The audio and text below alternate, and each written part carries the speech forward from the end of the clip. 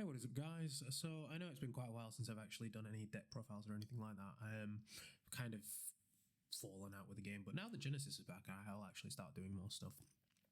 Hopefully I'll be able to get some more games and things like that back in, so that'll be a good thing. But since my hiatus from making videos and playing competitively, I've actually found a bit of love playing casual control. No, that does not mean Eldritch is back on the menu for me. Unfortunately, the deck sucks because hand traps kill it and there are no floodgates to protect yourself anymore. So we decided to steal Schmidt's idea and play Paleo at locals, and it went really, really well. Subtracting when I went to Bradford's locals and ended up getting 4 double game losses because Paleo takes forever and nobody knows how to play against it.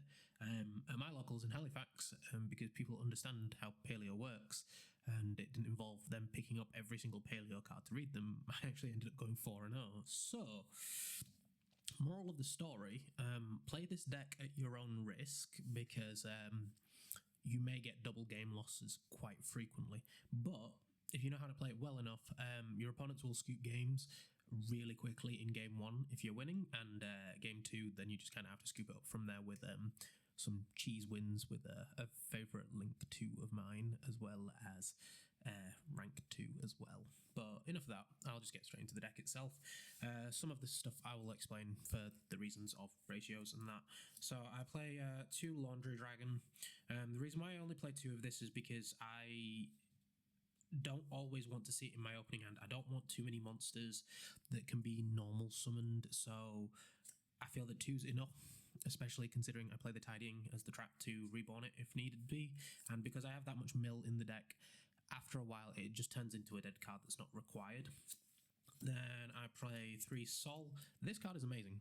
This card lets me just cheese wins during my opponent's turn. So its effect is when it is... So its effect is when a trap is activated that summons a monster, so this triggers off all of your Paleos as well as Ice Dragons and some other stuff. You can summon this back from the graveyard, and then you can quick Synchro or quick Xyz with it, which it's not on summon, it's just at any point. So it allows you to cheese wins because you can use it to summon Mosquito during your opponent's turn, and then your opponent has to ram into U-Bell and they lose really, really badly. And then the last monster to round it off is 3 Backjack. You have to play 3 of this because the amount of times where I've just lost it to blowout cards, this allows me to get back into the game by setting the Paleos, restacking my deck so that I know what I will draw, off Tantalizing Tunes and other cards, as well as the fact that you can just normal it, make Anima, and the amount of people that just don't play around zones this format, you'll just get free wins by them just not paying attention to stuff, as well as it triggers off when it's detached from Typhon, which is kind of good. But yeah, beyond that, that's the only monsters that you need. You don't really need anything else. I did contemplate playing the Impari, the level 2, the when it's summoned you draw a card, but it's just not required. And you don't really want to have too many monsters, like I said earlier. You want to be drawing into your traps, and when you start drawing into monsters, you just start losing the game really, really quickly. And then from there, we play the spells of the Obligatory Morganite. Now, his effect of drawing 2 is great. His effect of summoning twice has come up once, I think, where I had 2 souls in hand and I normaled them to make Toad. But you've got to be careful with it because Magical Soul can actually trigger from hand, and unfortunately with the Morganite, it means that you can't trigger from hand, so you kind of need them in the grave. But the draw 2 effect, you just start printing cards after a while because this, with like Balance of Judgment and a bunch of other stuff, you just start drawing cards for days and just winning from there. Then we play 3 Trap Tantalizing Tune. This is discard a trap, draw 2. Yes, it is Ash bait and your opponent will always Ash it, but you kind of have to play it because you want to get some of your Paleo traps in the grave so that you can start playing the game as quick as possible. And then its second effect is you can banish it to put a banished trap back into your grave, so it's good with Trap Trick because any of the stuff that you banish you can put back, and you can also put transaction rollbacks that you banished, so then you can go Morella, send them to the grave again. And then to round it off with the rest of the spells, 1 Reasoning, unfortunately it's 1 Card of Demise, and 1 Grass. These are basically just ways to get your traps into the grave, so it is the best options that you have. Obviously, with Genesis being a thing, you can actually play multiples, but that's all you need for the spells. I don't play Super Poly because Super Poly doesn't do as much as I would like it to. I'd rather just draw it into more traps to be able to out my opponent's stuff. And I don't play Desires because as much as it does draw me cards, the risk of basically banishing stuff is too high for me. I know it's a 60 card deck, but the amount of times, maybe it's just my bad luck, but there have been too many times where I've banished like too many transaction rollbacks or Leon Colliers, and then you just end up losing from there. Then onto the Paleos, you play lots of 3-offs. So you play the 3 Dynamiscus. This is the Paleo that discards a card and banishes a card on field. It discards for effect, which is good. If your opponent negates this, you still get to keep your stuff in hand. 3 Olenoids, which is basically MST. 3 Canadia, which is Book of Moon. 3 Leon Collier, which is the second best Paleo card currently. This allows you to put banished cards back into your grave. This also works for banished face down cards, so Fenrir's ain't doing that much to me. And then finally, the best Paleo card currently is Morella. This card was terrible back in early Paleo format. It's absolutely terrible. But because of transaction rollback, it's amazing because you just go Morella, send rollback, and then you have access to all of your traps in the grave. And then Leon Collier puts the banished traps back. All the Paleos do have a second effect of obviously they summon themselves back, but the most important effect that nobody ever seems to read, they are immune to monster effects. The amount of times where people have tried to Zeus my board or Ash any of the XCs, they just don't read that bit and they're just like, oh, why isn't it gone? I'm like, immune to monster effects. This lives, and your field kind of just does nothing to me. So the amount of times where I've like Zeused my opponent's field with a full set of Paleos and then made my Oberbinias and all Monocaris afterwards, it punishes my opponent for not reading. Then they kind of get split up into multiple other things of the leftover traps. There's like battle traps, and then there are what I'd call responsive traps to your opponent's stuff. So the battle traps that I play are the 3 Rise to the Full Height and 3 Wabuko. I do not play the Threatening Rot anymore. I don't see the reason in playing it because this is kind of enough. So Wabuko means that my monster can't be destroyed by battle and I take no damage, which is kind of just does what I need to. It's also a trap. It summons back the Paleos from the grave. And Rise is good because I can target one monster on the field, double its defense, and then its defense drops to 0. I've done this on my opponent's monsters to drop their defense to 0. It has come up, and because my opponents just don't read or forget stuff, it just means that I can run over stuff very, very easily. And then its second effect is I can banish it from the graveyard to target a monster I control. My opponent can only attack that monster. So if that monster leaves the field, they aren't attacking anything. So there have been a few times where I've gone Rise on SP and then SP banish itself later in the game to protect my stuff. It is very rare that it comes up, but when it does, it is amazing because my opponents just look at me with confusion, and I have held my opponent hostage on numerous occasions by using Leon Collier to put this back into the graveyard and then forcing them not to be able to attack anything for ages. Then I guess this is another battle trap, but it's kind of also deals with problems. It's the 3 Daruma Karma Cannon. You want to play 3 because if you book your Paleos off this, they get sent back to the grave when they leave the field. So it's really good for that, as well as it, again, stops you from dying, and that's kind of the purpose of the deck. Then we play 3 Needle Bug Nest. This is just a better Laundry Dragon. It's a trap that summons back the Paleos, and it just sends 5 cards from my deck to the grave. I've never really copied it off Transaction Rollback. There have been some games where I've contemplated doing it, but it doesn't really matter as much. Then 3 Balance of Judgment. This is my draw spell. It is the best draw spell that I have, and it is the... well, sorry, trap. This is the best draw trap that I've ever had, and the amount of players that pick this up, read this, and think, how is this card fair? So a Balance of Judgment counts the number of cards on my field as well as my hand, and counts the number of cards on my opponent's field. And if my opponent has more cards than I do, I draw the difference. This is great when you're really behind in the game because you can go Transaction Rollback, copy this in the grave, and just draw loads of cards.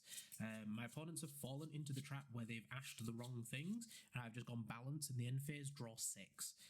The best one was against the Man with the Mask deck or the Odeon deck, where I just drew loads of cards and he just kind of scooped from there. Then I play 2 Ice Dragon's Prison and 3 Fiend Grieving. These are my Grave Disruption cards. Fiend Grieving shuffles a card from the grave back into the deck, and then I can send a Fiend. The Fiend target is obviously Backjack, that gets me into more traps, and then the Ice Dragon's Prison.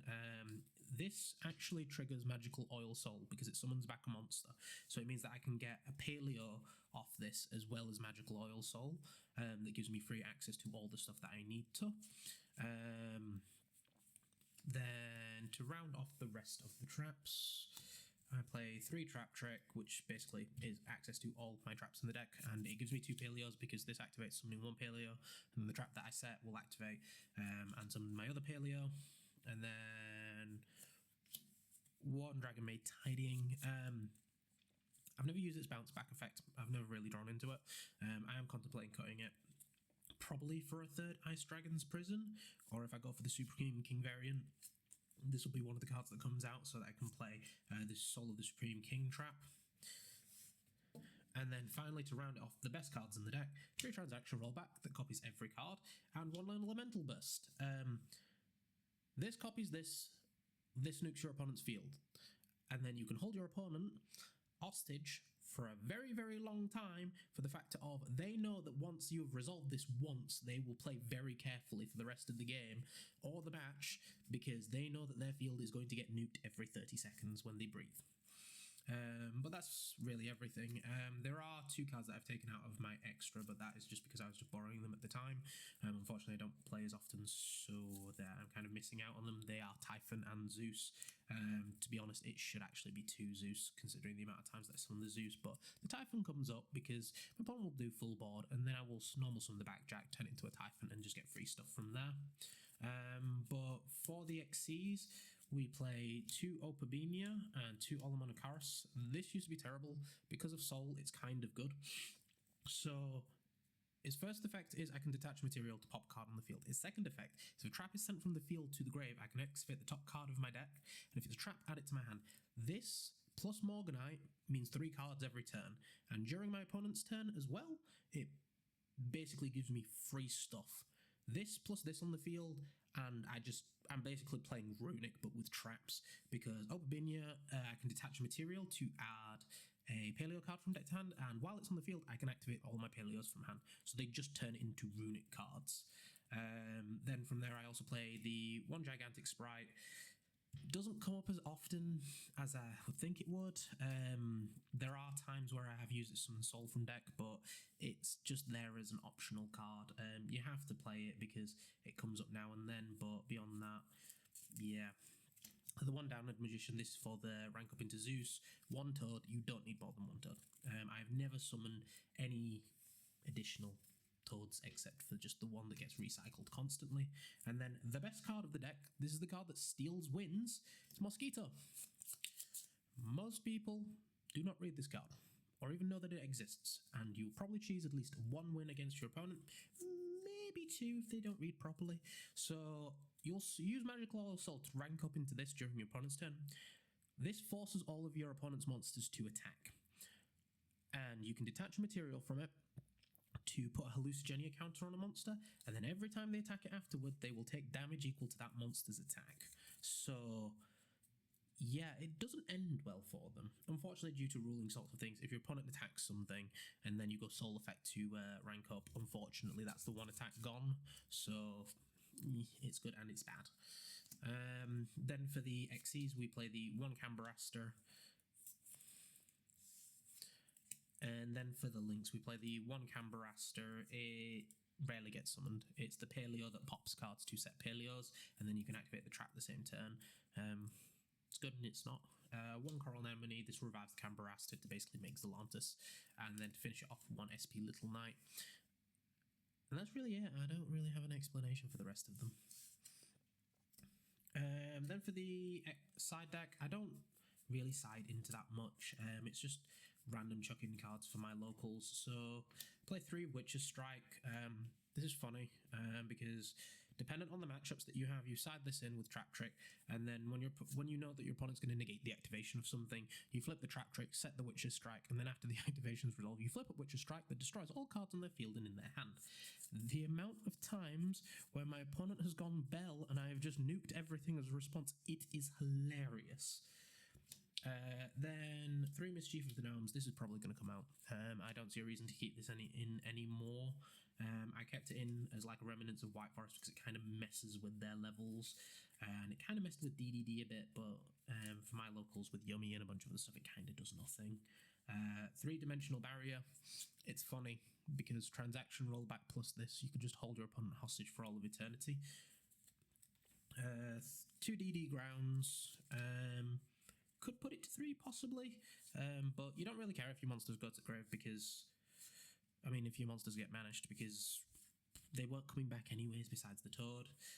2 Fairy Wind. This is because there are the occasional matchups of DDD at my locals, and there is that still one Blue Eyes player that just floats about, and this kind of just murders him for fun.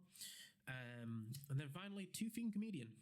This is grass in trap form. So you toss a coin. If you call it right, you banish all cards in your opponent's grave. If you call it wrong, you mill cards from your deck equal to the number of cards in your opponent's grave. So it is grass, or I don't actually know what card banishes all cards in your opponent's grave, but it's funny nonetheless. But yeah, that's everything. I can't really think of much that I would change besides obviously playing the Supreme King stuff. The only reason you play the Supreme King stuff is because it can output damage quicker than the variant that I've got. The issue with this variant is that time is not your friend, and when you're at locals, people are more casual about it, so they're not as bothered about the double game loss, so you will end up losing quite a bit. But with the Supreme King stuff, you can rank up into a 3k monster that can attack 3 times, so that's kind of why it's really, really good. But beyond that, hopefully I'll be doing some Paleo matches. I've been rinsing people at locals, so hopefully should start bringing the camera there, and that will be fun. But I'll be sending it out. Peace.